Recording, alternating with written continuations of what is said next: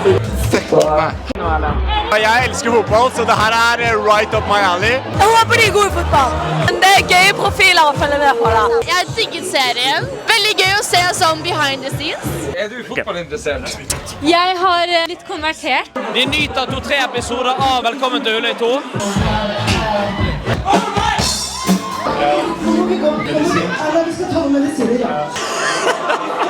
Kan du Hulløy-sangen nå? Å, Hulløy, Hulløy 2.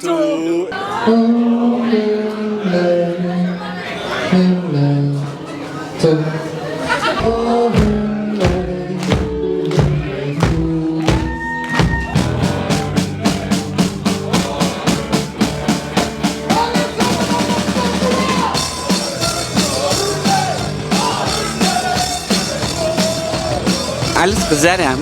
Ulløy 2!